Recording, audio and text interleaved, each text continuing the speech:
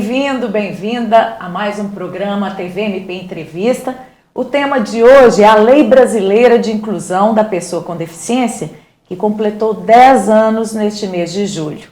E eu converso sobre isso com a promotora de justiça Érica de Fátima Matosinhos Ribeiro, que é coordenadora do Centro de Apoio Operacional das Promotorias de Justiça de Promoção dos Direitos das Pessoas Idosas e das Pessoas com Deficiência do MPMG. Tudo bem, doutora? Muito bem-vinda ao nosso estúdio. Obrigada, Laura. Vamos falar desse marco, né, de 10 anos. A Lei de Inclusão da Pessoa com Deficiência foi instituída no Brasil seguindo uma convenção, né, que foi aprovada pela ONU em 2006 e que trouxe uma mudança na maneira de definir e tratar essas pessoas com deficiência. Eu queria que você explicasse bem para a gente o que foi essa mudança, quem que são as pessoas incluídas por essa convenção. A Lei Brasileira de Inclusão, ela veio para dar concretude à Convenção Internacional sobre os Direitos da Pessoa com Deficiência. A convenção é de 2006 e ela foi ratificada no Brasil em 2009. E a Lei Brasileira de Inclusão, ela demorou 6 anos para entrar em vigor, porque ela foi o primeiro projeto de lei inteiramente inclusivo. Quando da elaboração do projeto de lei, ele foi feito em braille, ele foi feito em libras, ele foi divulgado pela TV Câmara, houveram várias audiências públicas e consultas à população. Então, essa lei, eu falo que é uma lei inteiramente democrática e realmente houve a participação das pessoas com deficiência. Inclusiva, como deve ser para tratar um tema desse, né? Exatamente, Laura. E ela trouxe uma modificação muito substancial em relação a o que se entende como pessoa com deficiência. Porque a gente saiu do modelo médico em que se entendia que a deficiência estava na pessoa, no ser humano, e a gente passou a entender a deficiência sob uma perspectiva social. A deficiência hoje ela é um impedimento de longo prazo, de natureza física, mental, sensorial ou intelectual, em que esse impedimento, a partir do momento que ele se depara com barreiras, ele impede a pessoa de participar de maneira plena e efetiva na sociedade em igualdade de condições. Então, hoje a gente vê a deficiência muito mais sob a perspectiva das barreiras, que a gente tem que retirar essas barreiras para que essa pessoa com deficiência tenha condição de participação na sociedade. E hoje se inclui um rol grande, né, de pessoas com alguma deficiência, como as do transtorno do espectro autista. Estão sendo incluídas mais pessoas nesse rol? Como é que isso é tratado? Na verdade, o que define a pessoa com deficiência são os impedimentos. O transtorno do espectro do autismo, ele hoje é entendido desde a Lei Berenice Piana como pessoa com deficiência. Existem outras, então tem deficiência auditiva, visual, cadeirante. Então, o espectro e a compreensão da deficiência, ela vem a partir dos impedimentos e das barreiras. E o que são as deficiências ocultas? Deficiência oculta é aquela que não é aparente, que não é visível. E a gente tem que ter um olhar muito diferenciado para esses tipos de pessoa que tem deficiência oculta, porque a sociedade tende a desqualificar e a não ter empatia. Porque a visível, uma pessoa cadeirante, você está vendo, você entende, você compreende, e é muito mais fácil você criar empatia. A deficiência oculta, muitas vezes, ela é desconsiderada, e o transtorno do espectro do autismo é uma delas. E o tratamento vem mudando ao longo do tempo, com a compreensão disso? A ideia é que se mude, mas ainda existe, eu falo que a pior acessibilidade que nós temos e que a gente ainda continua tendo é a nossa dificuldade no comportamento, na atitude, no tratamento da pessoa com deficiência. A gente tende muito ainda a desmerecer e a desqualificar e a infantilizar a pessoa com deficiência. Então, ainda é um desafio. Dentro do que a Lei da Inclusão das Pessoas com Deficiência estabelece, o que foi colocado em prática nesses 10 anos? A lei ela trouxe muitas modificações e que várias delas já estão sendo, aos poucos, absorvidas e compreendidas pela nossa sociedade. Então, ela trouxe o conceito de acessibilidade como um critério transversal dificilmente você vai conseguir usufruir de transporte, cultura, lazer, sem que isso seja acessível, sem que você permita a participação da pessoa com deficiência, de uma maneira plena e inclusiva. O transporte público, a mobilidade urbana, ela passou a ser um direito da pessoa com deficiência, então tem que haver um preparo nas calçadas, no transporte, nos sinais, para que essa pessoa seja incluída e consiga transitar com autonomia e independência. A reserva de vagas em concursos públicos para garantir que a pessoa com deficiência participe do mercado de trabalho. Nas empresas com mais de 100 funcionários também tem previsão de cotas. Enfim, a lei trouxe a questão da capacidade civil hoje. A gente não entende, né, mais que, em razão da deficiência, a pessoa não tem condição de decidir sobre a própria vida. Hoje ela tem garantida a sua capacidade, então só há a curatela, a interdição da pessoa em casos específicos e normalmente para fins patrimoniais e negociais.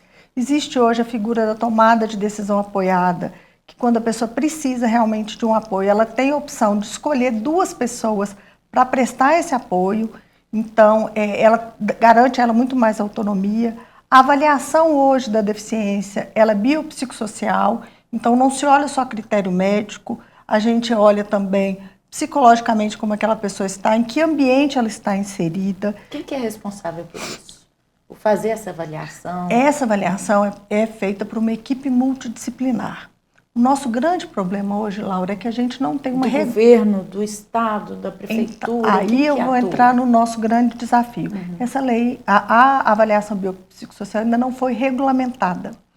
Isso cria um problema muito sério, porque como você não tem uma regulamentação, cada órgão faz da forma que entende que é conveniente. E a gente tem discrepâncias muito grandes, em especial em concursos públicos, porque muitas vezes você exige daquela pessoa que tem uma deficiência permanente, laudos médicos atualizados. Isso é uma via crucis para quem é deficiente e que tem uma carência financeira, porque eles não têm condição de ficar indo regularmente em médico para pegar um atestado médico atualizado. Muitas vezes, pessoas com transtorno do espectro autismo, nível de suporte 1, são desconsideradas como pessoas com deficiência, invalidando todo o histórico daquela pessoa e todo o acompanhamento que aquela pessoa já tem. A gente tem hoje, em Minas, um decreto que, inclusive, quando eu estava atuando na promotoria, eu entrei com a ação questionando a legalidade desse decreto, que prevê o exame admissional para a pessoa entrar no serviço público e ver essa compatibilidade da deficiência com o cargo antes da pessoa entrar no serviço, e ela teria direito a essa análise no estágio probatório. Então, assim, eu falo que é urgente e premente que a gente regulamente, via decreto, essa avaliação biopsicossocial. Até para estabelecer que instituição, que órgão que é competente para isso. Exatamente. E enquanto isso não acontece, como é que o Ministério Público age diante dessa falta de regulamentação? A gente acaba, muitas vezes, tendo que judicializar, questionando essas avaliações biopsicossocial. A gente trabalha muito no sentido de orientar, chama o poder público, quem está fazendo aquele exame, aquele concurso público naquele momento, para dialogar, para conversar, para que a gente tente minimamente criar um critério que realmente garanta o direito daquela pessoa com deficiência. E aí o Ministério Público vê uma situação no coletivo, né? Quando é um concurso, que é para muitas pessoas. Individualmente, como é que a pessoa deve agir? A quem que ela pode procurar? Ela deve procurar uma orientação jurídica com um advogado, ou com um defensor público, inclusive para verificar a possibilidade de judicializar mesmo a questão, caso não consiga resolver administrativamente. A gente vê que a acessibilidade não foi totalmente adotada nem no espaço físico, né? Basta a gente andar pela capital de Minas, né? As calçadas, os ônibus, espaços públicos em geral não tão acessíveis para todas essas pessoas, né? Com deficiência. E aí a gente pensa como é que está hoje no mundo digital, como é que o mundo virtual, a internet, está em termos de acessibilidade, né, para essas pessoas com deficiência. Ainda falta muito, sabe? A gente ainda vê sites, plataformas, sem legenda, sem intérprete de Libras, sem o contraste de cor. Então, a gente ainda tem muito que caminhar nessa questão da acessibilidade digital. Mas aí eu volto a dizer, Laura, que a gente tem que dar um passo atrás e pensar na acessibilidade atitudinal. Porque enquanto a gente não compreender a necessidade de acolher a diversidade, de ter uma sociedade inclusiva, a gente vai ficar questionando e o tempo todo cobrando acessibilidades arquitetônicas, urbanísticas, comunicacionais, que advém, na verdade, de uma falta de compreensão da necessidade de conviver em sociedade de maneira plena com todos, independente de ter ou não alguma deficiência.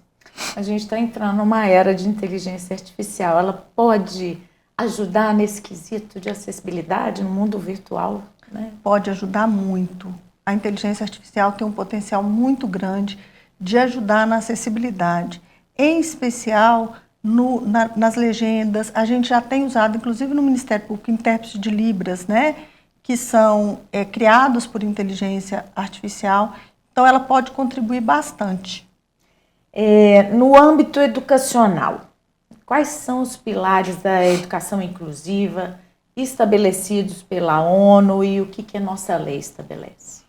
A Lei Brasileira de Inclusão, tendo como parâmetro a Convenção Internacional dos Direitos da Pessoa com Deficiência, ela garante que a pessoa com deficiência tem total condição de estar numa escola regular. E essa escola tem a obrigação de se adaptar, ela tem que fornecer, caso aquela pessoa precise de apoio, de um profissional de apoio, e esses profissionais que estão nas escolas, eles têm que ser capacitados para conseguir incluir essa pessoa com deficiência na escola e na sala de aula. Seja ela pública ou privada. Exatamente. E as nossas escolas aqui em Minas, como é que estão? Estão preparadas? Têm recebido esses estudantes com deficiência e fornecido o que é necessário? Nós, no Ministério Público, ainda temos recebido muitos questionamentos em relação às escolas, tanto as particulares quanto as públicas.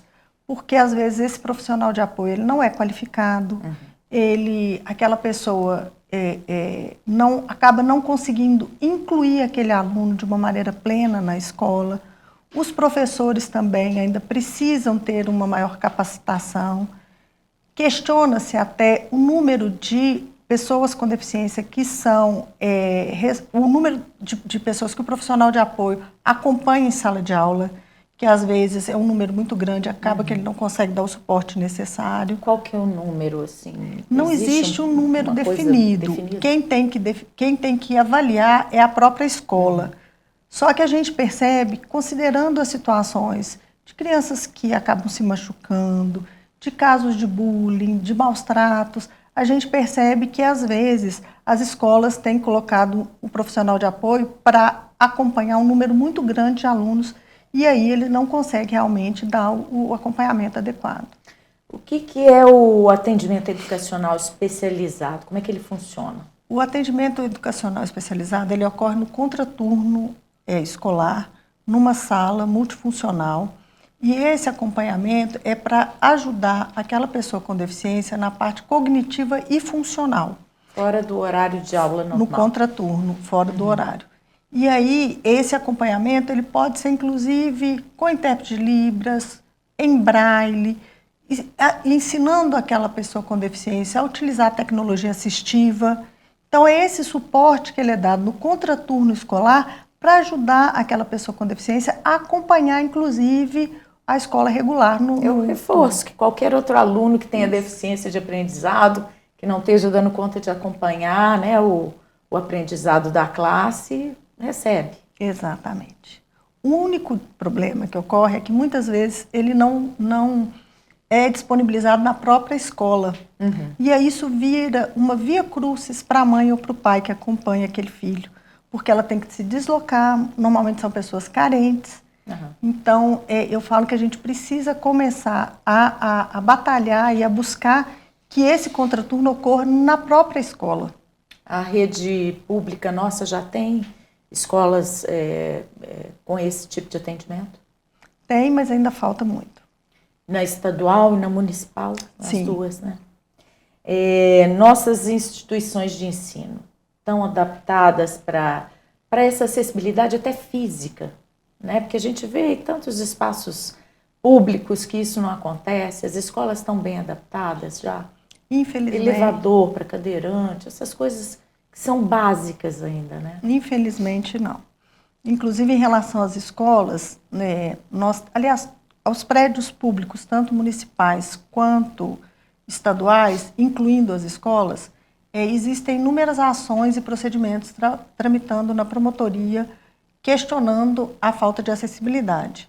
E aí, enquanto promotora daqui da capital, eu tomei a iniciativa de catalogar todos esses procedimentos e levei ao Compor, que é o centro de autocomposição que nós temos aqui no Ministério Público, para que a gente trate essa matéria de uma maneira estrutural, criando um plano de ação de pequeno, médio e longo prazo. Com a prefeitura e com o Estado? Com a prefeitura e com o Estado, criando um projeto para que isso seja incluído no orçamento e efetivamente seja feitas as obras de acessibilidade. Porque o que a gente percebe é que quando se judicializa a questão, o argumento do poder público é sempre de que não tem orçamento, e ficam essas ações tramitando 10 anos, 15 anos, sem que nada seja feito. Então, a ideia é que, através do Compor, a gente consiga realmente inserir essas obras e essas até capacitações dos profissionais em um plano de ação de pequeno, médio e longo prazo, para que isso seja realmente colocado em prática. Vamos explicar para as pessoas que o Compor é um órgão que foi criado aqui internamente no Ministério Público, exatamente para tentar conciliar essas questões, né? Tentar algum acordo, digamos assim. Na verdade, a ideia do Compor ela é uma ideia muito inovadora que o Ministério Público de Minas encampou e que, inclusive, está sendo referência para o Brasil inteiro, que é de buscar, através do consenso, resolver questões que são estruturais. Elas são questões que elas precisam de um tratamento adequado, de uma maneira mais ampla. Porque quando a gente simplesmente judicializa, a gente não resolve a questão, a gente transfere o problema e aquela questão não se resolve efetivamente. Então, a ideia do Compor é muito essa, e trazer essa questão da acessibilidade para o Compor foi nesse sentido, para que a gente consiga, sensibilizando o poder público, ter um planejamento de como é que vão ser feitas essas obras de acessibilidade. Isso acontece em reuniões, né, com discussões, negociações. Já começaram? Já começaram. Bom, a gente pode ter então um consenso em breve para que essas questões sejam solucionadas. Sim. Né? Agora falando do mercado de trabalho, como é que tem sido tratada a questão de cotas para pessoas com deficiência? No mercado de trabalho, as empresas que têm mais de 100 funcionários, elas são obrigadas, por lei, a ter um percentual de pessoas com deficiência trabalhando. O problema, que é muito grave, é que normalmente as empresas contratam só por uma questão formal, para cumprir a lei, mas elas não inserem aquela pessoa com deficiência no mercado de trabalho, naquele ambiente de trabalho efetivamente. Então, o que a gente tem procurado, o Ministério Público do Trabalho também tem agido nesse sentido, é de conscientizar essas empresas de que elas precisam fazer adaptações no local de trabalho, inserir essa pessoa, haver plano de carreira. Essa pessoa precisa de ter uma perspectiva de crescimento dentro daquela empresa para que aumente a autoestima dela e aí que o objetivo da lei seja cumprido, que é a participação plena e efetiva daquela pessoa no mercado de trabalho. E não que ela fique ali ociosa, num canto, sem fazer nada. Que isso é o que também vale para órgãos públicos? Também não vale. Só para empresas privadas? Sim. E no público, né, no âmbito do trabalho público, isso tem sido realizado? Como é que está? No setor público, por incrível que pareça, a percepção que nós temos enquanto Ministério Público, eu não vou te falar que isso ocorre, né, porque eu não tenho essa abrangência de conhecimento de todos os órgãos públicos, mas assim, olhando pelas reclamações e pelos questionamentos que a gente tem no Ministério Público, os órgãos públicos ainda conseguem realmente se adaptar melhor do que o setor privado.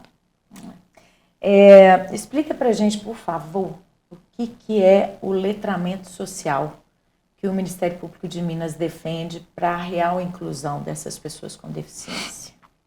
Eu falo que a gente precisa do letramento e da alfabetização da sociedade em relação à temática da pessoa com deficiência. A gente precisa conhecer o que é adaptação razoável, o que é desenho universal, o que é capacitismo. Várias pessoas não sabem o que é capacitismo. A gente precisa entender o que é tecnologia assistiva e, a partir dessa compreensão, a gente parar de reproduzir estereótipos que são naturalizados, como, por exemplo, pessoa com necessidade especial, pessoa portadora de deficiência. Esses termos são extremamente pejorativos. São termos que foram sendo abandonados exatamente porque se percebeu que eram pejorativos, né? Que a gente usava até algum tempo sem perceber, que era um capacitismo também, né? É bom a gente explicar o termo. Capacitismo quer dizer discriminação em relação à pessoa com deficiência em razão da deficiência dela.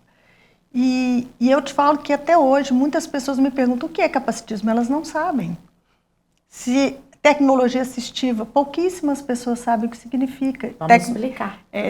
São tecnologias que foram criadas e pensadas para garantir a autonomia e a independência da pessoa com deficiência, como próteses que são utilizadas, cadeira de rodas, todas as tecnologias que são usadas para que aquela pessoa viva com autonomia e independência. Os leitores, né, de tela, exatamente, né, com áudio para a pessoa que tem deficiência visual. Agora eu queria que a senhora explicasse para a gente o que é o projeto Ampliar, que o MPMG criou, né, e o que ele tem promovido aqui. O projeto Ampliar, ele foi uma iniciativa da doutora Vânia, que era a antiga coordenadora do Centro de Apoio. Ele foi lançado tem mais ou menos 2 anos, e o objetivo dele é sensibilizar os gestores dos municípios da importância de um planejamento para a acessibilidade. Mas não só a acessibilidade arquitetônica e urbanística, que é a que a gente sempre pensa em primeiro momento, mas também a comunicacional, a atitudinal. Então, ele é um projeto muito amplo que ele visa garantir a acessibilidade em cada município mineiro. A gente ainda precisa conseguir uma maior adesão dos municípios, porque não houve uma adesão substancial, mas é um caminho, né, que a gente tem que percorrer. E, em virtude do projeto Ampliar, e como mais um elemento para a sensibilização, a gente, na segunda-feira, nós lançamos as cartilhas, que são 3 volumes. Uma fala sobre acessibilidade comunicacional e atitudinal, o segundo volume sobre acessibilidade arquitetônica, urbanística e de transporte, e o terceiro volume explicando o que é a tecnologia assistiva. Como é que elas estão sendo divulgadas? Nós estamos divulgando para todos os promotores do Estado, para os gestores, a gente colocou na página do MP e o Conselho Estadual da Pessoa com Deficiência também está divulgando, e todos os conselhos e os órgãos que nos ajudaram na confecção da cartilha também estão divulgando. Vai ser um material de apoio importante para esse trabalho que a senhora estava falando, né? Com as prefeituras no estado inteiro, com auxílio das promotorias de comarca. Como é que isso está sendo feito?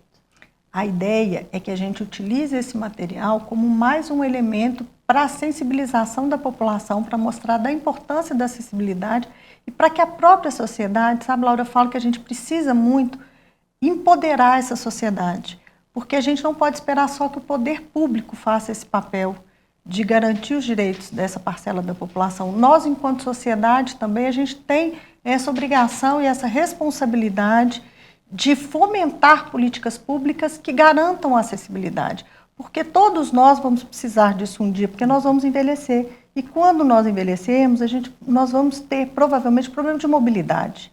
Então a gente precisa que a população se conscientize disso, e a cartilha vem nesse sentido de sensibilização. O que mais que o Ministério Público tem promovido ou pretende promover por meio do Centro de Apoio? Nós temos hoje 2 projetos no Centro de Apoio, que são nossos carros-chefes hoje, que é o projeto Acolher com Dignidade. A gente tem ido em todos os municípios do interior para poder fazer inspeções nas instituições de acolhimento de pessoa com deficiência e de pessoa idosa, mas muito no viés de reordenar essas instituições, porque a gente percebe que anteriormente à lei essas instituições já existiam e elas têm um perfil muito caritativo e que garante pouco a autonomia e a dignidade dessas pessoas. Então, a ideia é sensibilizar os gestores dessas instituições e o poder público da obrigação que eles têm também de serem parceiros dessas instituições, nessa mudança de consciência. Então, o objetivo é de reordenamento dessas instituições, garantindo a dignidade dessas pessoas que estão sendo acolhidas.